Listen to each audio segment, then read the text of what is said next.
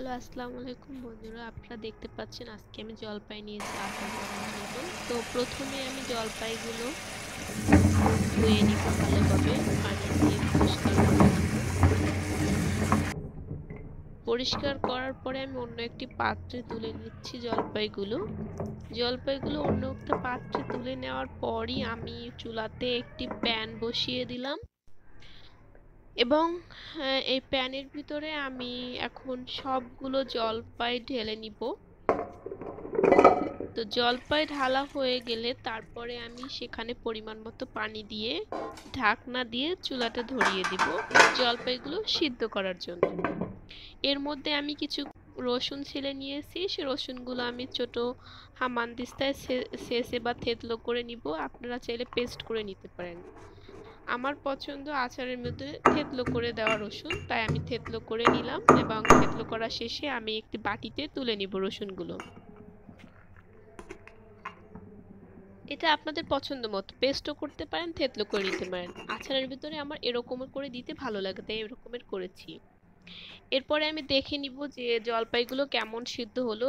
তো আমি এখন একটু নেড়ে দিব যাতে উপরের গুলো ভালোভাবে সিদ্ধ হয়ে নেয়, সমানভাবে সবগুলো সিদ্ধ নয়। এখন আমি আচারের সবচেয়ে গুরুত্বপূর্ণ ইনগ্রিডিয়েন্ট যেটা পাঁচফোড়ন, সেই প্যাকেটটি কেটে উপাদানগুলো আমি একটি বাটিতে ঢেলে নিব।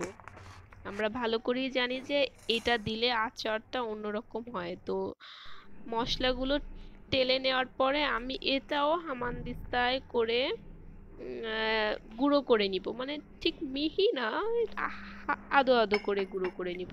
এটাই আমার ভালো লাগে আচারের ভিতরে দিতে। এখন আমি এটাকে বাটিতে ঢেলে নিলাম।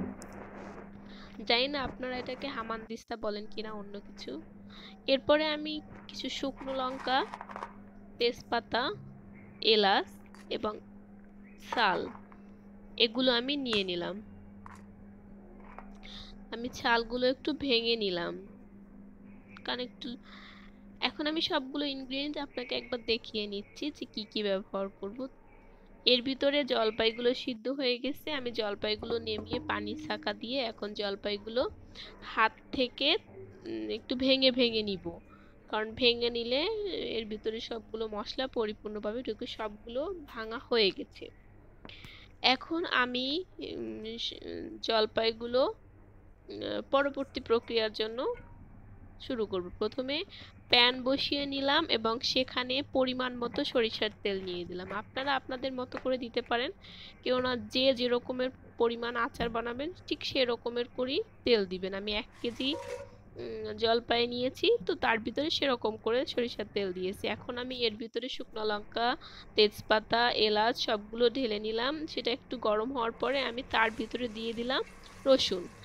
এখন আপনারা দেখতে পাচ্ছেন যে আমি তেলের ভিতর রসুন বা অন্যান্য যে মশলাগুলো ভালো করে নিলাম। রসুনটা যখন পুরোপুরি তেলের ভিতর দিয়ে গরম হয়ে যায়, এখন আমি মরিচের গুঁড়ো দিয়ে নিব। এইটা আপনাদের পরিমাণ মতো, কে কি রকমের ঝাল চান। আমি একটু ঝাল খাবো বেশি, তো আচারে আমার একটু ঝাল পছন্দ, তাই আমি সেই পরিমাণের মরিচ দিয়ে নিলাম। মরিচটা অনেকক্ষণ তেলের ভিতরে কষিয়ে নেওয়ার পরে কিছুক্ষণ পরেই আমি এর ভিতরে দিয়ে দেব হচ্ছে চিনি।